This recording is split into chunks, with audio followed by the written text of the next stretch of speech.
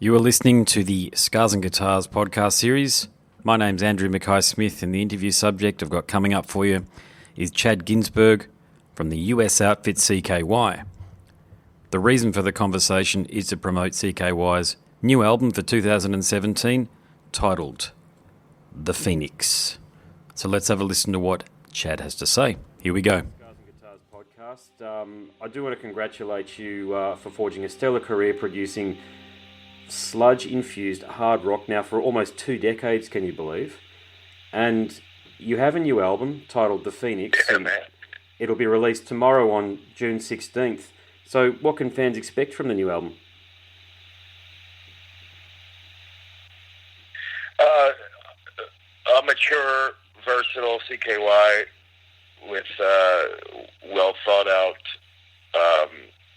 inspired music, which was demoed and pre-production, and it is the album we wanted to make. It's a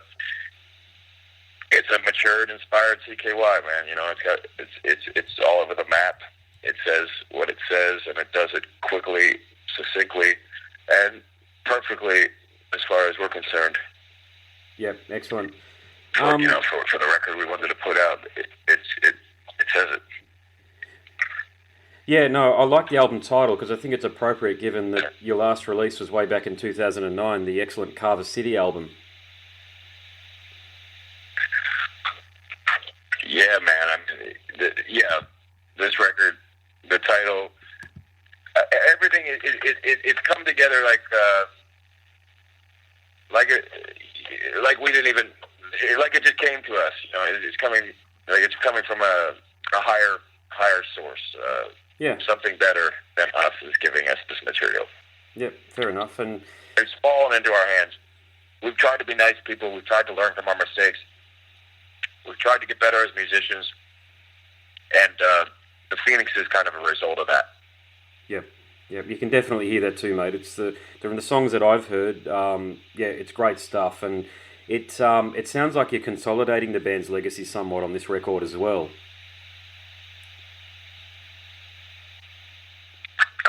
What do you mean by that? I mean that there's consolidating. I'm hearing aspects of the band's sound prior to 2009, but I'm also hearing some it's a modern sounding record that hasn't let go of the past. Put it that way. Oh, cool. Yeah. Well, that's a good thing, man. I mean, it's hard to tell what people what people who listen to CKY who aren't in the band.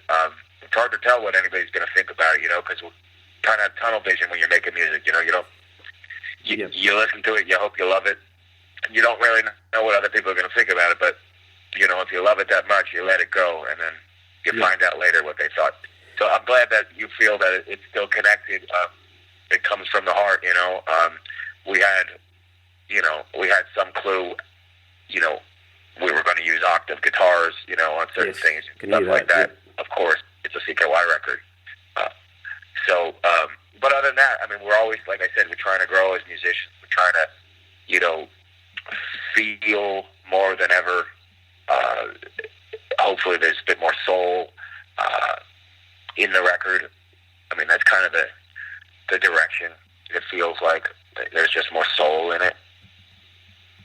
Yeah, I'd agree, and I'm just further to the comment that I made earlier too, I feel like as though it contains all of the best things about the band's DNA, plus some new things, and I really do like the fact that you do use those octave guitars. I mean, there probably are other bands out there that do it, but there's not another band out there that uses it as prominently as what you do. It just gives you guys that differentiation, if you like. And I'm a guitarist and a musician myself, so I do look for these sorts of things. Oh, fuck, man. When we were making our first record, we were experimenting with sounds, and when I heard that sound, I said, "Dude, we gotta put this sound on every song." It's like, is that gonna be an overkill? Well, who cares? It fucking sounds great. Like that just sounds like us now, because we just overused that sound so much to where it kind of gave us a sound, Yeah. But mix that with Jess's drumming and some feel, and then you got a CKY record, you know. Yeah, that's right. And look, I read. I produce and mix the record still. You know what I mean? Yeah, sweet. Yeah, I can really hear your because I did like your solo record too from 2015. So a bit of a question about Oh that. wow, you heard that too, huh? Yeah, I got into it, mate. Yeah, I have. As I say, I've been following your career for some time now, and what I tend to do is I like bands, but then I try to find out who the source member is, so the member that writes most of the music is, and of course in this band it's your good self. And so there's a couple of things I wanted to ask you about your approach to music. So it sounded to me like, and I could be wrong here, mate. So it's just my interpretation, but your solo record might have been a bit of a cathartic release, given some of the the break with CKY and some of the things that had happened in the band to date. But I also read something really interesting. I also play bass, and I read that you wrote a lot of the music starting on the bass guitar. Yeah. That record was a record. It definitely was a bit of a cathartic thing. I was pretty much like I am normally when I'm not. I mean, I haven't been lately because I'm with a band in a bus, but I'm pretty much a loner. And I was for quite a few years when I did that record. Yep. So cathartically, yes, I spend most of my time making music in a very small closet that I rented in LA, and I was doing a loner thing, and that record came about from me just kind of being alone, and a lot of those songs, did start on bass. I always like to find a different spot to start. The songs build themselves differently. Layering is always fun. Starting with an instrument that's not too crowded already, like a bass. It's more like a frequency with it. Yeah. One note at a time, more so, and a rhythm. It's slightly percussive. So, starting with something like that, you can go almost anywhere with a song. So, there's no real method to write a song, so jumping around to different instruments or finding somewhere else to start will take you down a different road. So it's always good to bounce around. A lot of the stuff on Alibis was initially started with a bass, probably because I had a real sweet, like an SG bass. It was like a 69 SG bass. It just played really well. Yes. So I just kept playing it. It was inspiring enough to build on those riffs. Yeah, well, there is somebody else very prominent in the world of hard rock and heavy metal that starts to write music on the bass, and I don't know whether you know this, but Tom G. Warrior, the riff lord in Celtic Frost, actually writes a lot of the material, or historically has written a lot of the Celtic Frost material starting on the bass guitar. There's a very famous quote from him about that, so you've certainly got that in common with him right there. Yeah, that's cool, man. I mean, it's a good spot to work. It's deep, and it's got some meat to build on top of. So it sets a good foundation. If you're a musician out there, I would give it a shot. If you're having trouble finding inspiration with just your 6-string guitar or something, it's funny. And it takes away a lot of the options. Just having 4 strings. Yes, yeah. It means that you focus on economy and you're more. You're more economical and you get to the point a bit quicker, I think, oftentimes with the bass as opposed to the guitar, because the guitar has an unlimited amount of chromatic combinations, whereas the bass certainly might have, the bass might have an unlimited amount too, but they're not quite as accessible, are they? Because you can't put your fingers all over the fretboard like you can with a guitar. Yeah, and a guitar, you're just kind of more tempted to kind of think you have to show off, or you're, in some battle of, no matter what, you pick up a guitar, you think you got to be better than some other guitar player. The bass doesn't really feel like that to me.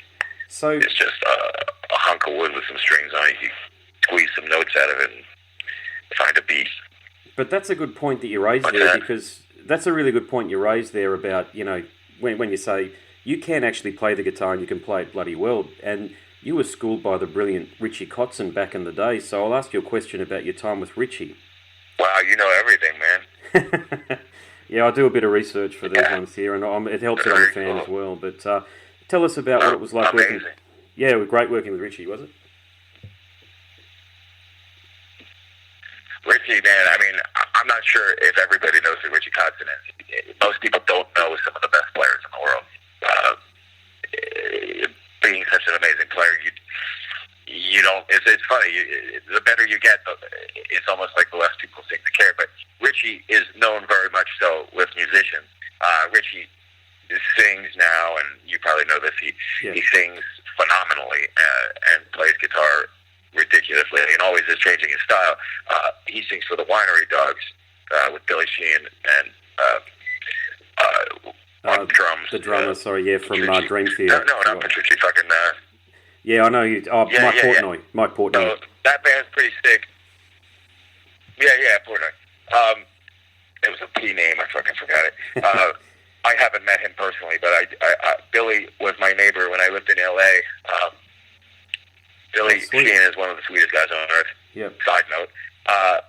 And Richie, who I hadn't seen, I took lessons from Richie Kotzen when I was 18 for quite a bit, when he lived in Pennsylvania. I just ran into Richie in L.A. at a supermarket, which was a funny re-meeting or reconnection or whatnot. But yeah, I mean, Richie's one of the most musical guys. I didn't learn everything I knew. In fact, I knew I would never, ever be able to play like him. So taking lessons from a guy like that kind of puts like a ceiling on your dreams. You know, it's like, well, yeah, I know what you're saying. Probably don't have enough time to figure that. Yeah, you know, you got to figure out where you fit in the world of guitar playing, and you know, I found somewhere in the middle to be. But you know, I do a lot of other shit in place of it.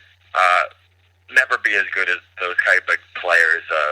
It was always a struggle for me because my favorite guitar players were always like the fastest guitarists in the world, and until I started really heavily getting into the Beatles, I wasn't necessarily sure I understood what the guitar did. I mean, the guitar is a great foundation for songs, like a piano. Yes. Sometimes I regret not learning the piano instead of the guitar because I feel like it's more musical for songs and to be able to entertain yourself.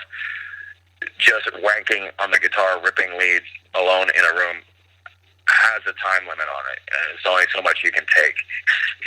So, finding other foundations to make songs out of, you know, I found like I cared more about writing songs and melody and production and mixing more so than how fast I could shred. And there would always be somebody better.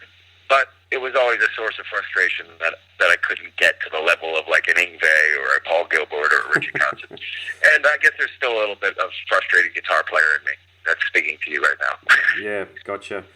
Hey, I've just been given a note to wrap things up. I'm sorry, mate. Honestly, I've got literally about an hour's worth more questions here, so I might reach out to you after we finish today and try and tee up another catch up. Dude, yeah, I mean, for sure. I enjoy talking to somebody like you who has definitely done their research. You know what you're talking about. You have good questions. So call back anytime, man. Okay, brother, I will do Bill that. Or something, I will. Yeah, no worries, mate. No, I'll do that for sure. All right, awesome. I'm sorry we ran out of time, bro. No, that's all right, mate. It's a pleasure talking to you, mate. I wish you the best of success, and I hope to see you down here. I know we'll connect before then anyway, but I certainly hope you guys tour Australia soon. Oh, we fucking are planning it, man. That's one of the best places that we even have to go anymore. So we love going to Australia.